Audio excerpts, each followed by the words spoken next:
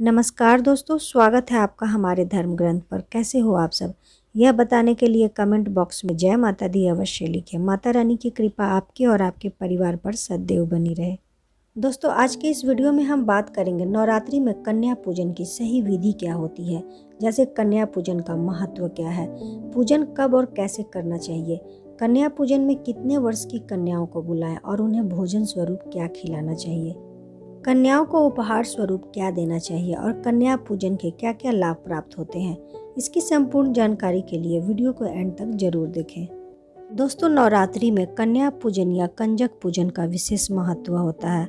कन्या पूजन में विशेषकर 9 बाल कन्याओं की पूजा की जाती है। शास्त्रों के अनुसार नवरात्रि में बाल कन्याएं एक तरह की अव्यक्त ऊर्जा की प्रतीक होती है और उनकी पूजा करने से वह ऊर्जा सक्रिय हो जाती है और समस्त ब्रह्मांड की देव शक्तियों का आशीर्वाद मिलने लगता है। दोस्तों, नवरात्रि में अष्टमी और नवमी के दिन इन कन्याओं को 9 देवी का स्वरूप मानकर पूजा जाता है। इनको आदर सत्कार के साथ भोजन कराया जाता है, दक्षिणा दी जाती है। ऐसा करने से माँ अपने भक्तों पर अत्यंत ही प्रसन्न होती है और उन्हें सुख समृद्धि प्रदान करती है। कन्या पूजन में 9 कन्याओं के साथ एक छोटे बालक को भी शामिल करना चाहिए। जिस प्रकार 9 कन्याएं 9 देवियों का स्वरूप मानी जाती हैं, उसी प्रकार छोटा बालक बटुक भैरव के स्वरूप होते हैं। दोस्तों, माँ की पूजा भैरव के बिना पूरी नहीं मानी जाती है। उसी प्रकार कन्या पूजन भी एक बालक के बगैर अधूरा माना जाता है।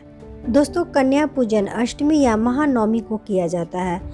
कुछ लोग अष्टमी को करते हैं तो वहीं कुछ लोग नवमी को करते हैं। आपके परिवार की जो भी परंपरा है, रीति रिवाज है, उसके अनुसार आप कन्या पूजन कर सकते हैं। दोस्तों, कन्या पूजन के लिए 2 से 10 साल तक की कन्याओं को आमंत्रित करना चाहिए, जिसमें 9 कन्याओं के अलावा एक बालक को भी शामिल करना चाहिए, जिसे बटुक भैरव का रूप माना गया है। दोस्तों, कन्या पूजन के लिए कन्याओं को एक दिन पहले ही सम्मान पूर्वक आमंत्रित करना चाहिए। जब कन्याएं आपके घर प्रवेश करें तो पूरे परिवार के साथ उनका स्वागत करें और 9 दुर्गा के 9 नामों के जयकारे लगाएं। उन्हें स्वच्छ आसन पर बिठाकर उनके पैरों को धोएं और उनसे पैर छूकर आशीर्वाद लें। फिर कन्याओं के माथे पर अक्षत और कुमकुम लगाएं, लाल रंग की चुनरी ओढ़ाएं और हाथों में मौली बांधकर माता का ध्यान करते हुए उनका पूजन करें। इसके बाद उन्हें भोजन कराना चाहिए। दोस्तों, नवरात्रि में माता रानी को हलवा, पूरी, खीर, उबले हुए चने या उसकी सब्जी का भोग लगाया जाता है और यही प्रसाद कन्याओं को भोजन के रूप में खिलाया जाता है। तो भोजन करवाने के बाद उन्हें उपहार और दक्षिणा देने के बाद उनसे पैर छूकर आशीर्वाद लें और उन्हें प्रसन्नतापूर्वक विदा करना चाहिए। दोस्तों, कन्याओं को उपहार स्वरूप श्रृंगार का सामान, शिक्षण से संबंधित वस्तुएं जैसे कॉपी किताब, पेन, पेंसिल या फिर खिलौने इत्यादि भी आप अपनी सामर्थ्य के अनुसार दे सकती हैं। दोस्तों, नवरात्रि में 2 से 10 वर्ष तक की कन्याओं का पूजन किया जाता है और हर उम्र की कन्या के पूजन से अलग अलग लाभ प्राप्त होते हैं। दोस्तों, वैसे तो नवरात्र के दौरान सभी तिथियों पर एक कन्या का पूजन किया जाता है, लेकिन अष्टमी और नवमी के दिन 9 कन्याओं की पूजा होती है।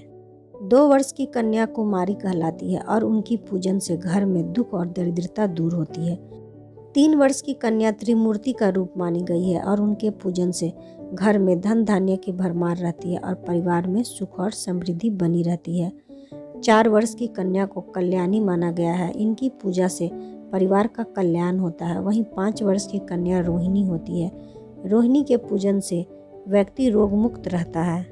दोस्तों, 6 साल की कन्या को कालिका का रूप माना गया है। कालिका रूप से विजय, विद्या और राजयोग मिलता है। 7 साल की कन्या चंडिका होती है। चंडिका रूप को पूजने से घर में ऐश्वर्य की प्राप्ति होती है। 8 वर्ष की कन्या शांभवी कहलाती है। इनको पूजने से सारे विवाद में विजय प्राप्त होता है। 9 वर्ष की कन्याएं दुर्गा का रूप होती है। इनका पूजन करने से शत्रुओं का नाश होता है और असाध्य कार्य भी पूरे हो जाते हैं। 10 वर्ष की कन्या सुभद्रा कहलाती है। सुभद्रा अपने भक्तों के सारे मनोरथ पूरा करती है।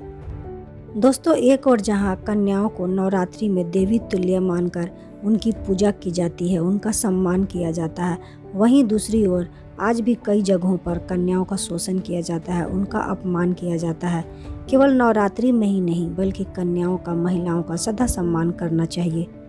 ऐसा करने से माँ की कृपा आप पर सदैव बनी रहेगी, क्योंकि देवी देवता भी वहीं निवास करते हैं जहाँ महिलाओं का सदा सम्मान किया जाता है। उम्मीद करती हूँ कि आपको यह वीडियो अच्छी लगी होगी। अगर वीडियो पसंद आए तो इसे लाइक करें और फैमिली फ्रेंड्स में शेयर करें। चैनल पर अगर पहली बार आए हैं तो इस प्रकार की महत्वपूर्ण जानकारियों के लिए इसे सब्सक्राइब करें और साथ में नोटिफिकेशन बेल को ऑन कर लें। इससे हमारे द्वारा अपलोड की गई सभी वीडियो की नोटिफिकेशन आपको मिलते रहेंगे। मिलती हूँ नेक्स्ट वीडियो में। जय माता दी।